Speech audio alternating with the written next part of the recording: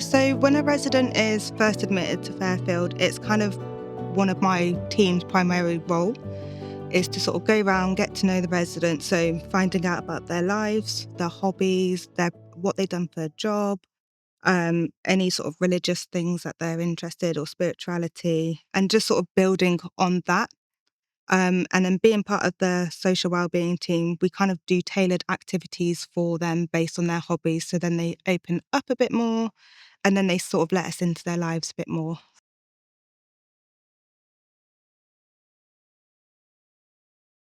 Yes, it does take time. It takes a lot of trust. I think coming into a place like this, everyone's sort of on edge. It's a new atmosphere, communal living. So it does take, a little bit of time, but slowly we get their trust and they open up, which is lovely.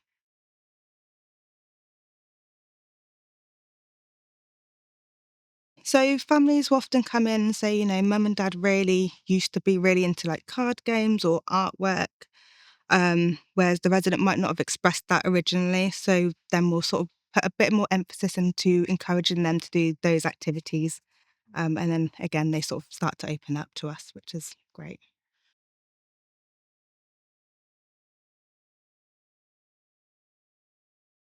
Yeah, so we have Holy Communion, which happens every first Thursday of the month. And they also do additional services for special religious holidays. We also have a Catholic priest who comes in to perform Holy Communion to the residents in their room, and also a group communion if they want that. As well as the outside churches, we have really good communal links with St Margaret's and St Andrews, so they sort of work collaboratively to sort of bring together a really good service for our residents.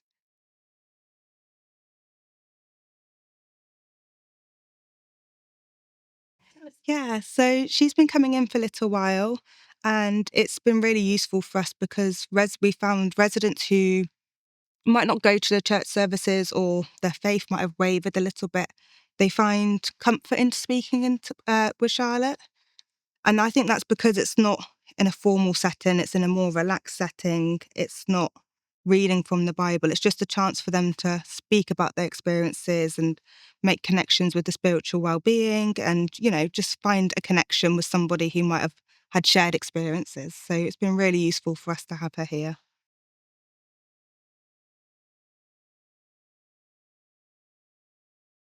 I think for me, it's a whole sort of, it's everything.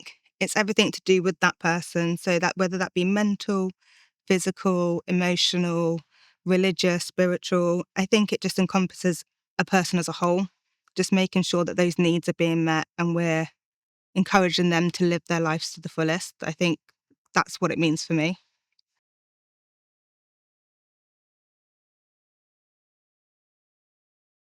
And I know for me personally, art's a really good way to express those inner feelings that maybe you can't put a name to.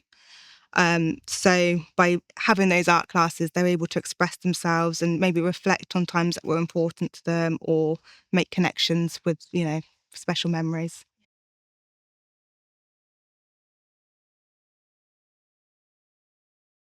Yeah, so especially during our lovely summers, we always have the doors open, have plenty of seating outside because I know for myself personally, and even a lot of the staff members, just spending a couple minutes outside is really grounding.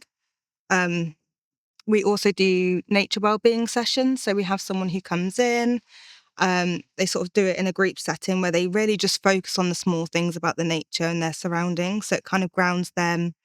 I guess it can be linked to spirituality as in that sense as well. Just because you are just taking a moment for yourself, deep breathing, taking in what's around you, and just really being in the moment.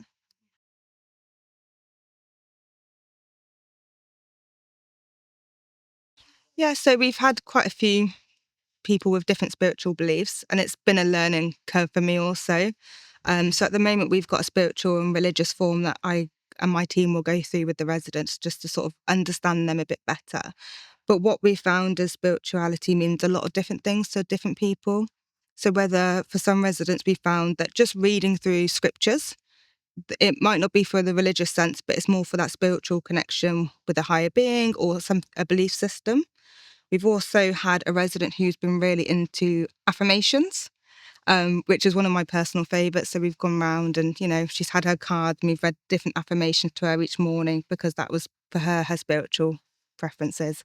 So yeah, I think it's more of a sort of learning curve for everybody because I think it's so personalised to each person, which is why I think the forms that we do are really important to getting to know the residents.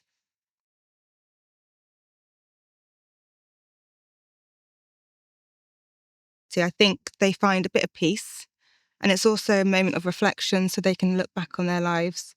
So I think they just find an overall calmness and also they build a better connection with us because we understand actually this is really important for them, which makes our lives a bit easier and caring for them because we know that if they're having tricky days, that actually this is where they find their comfort. So we find it really useful.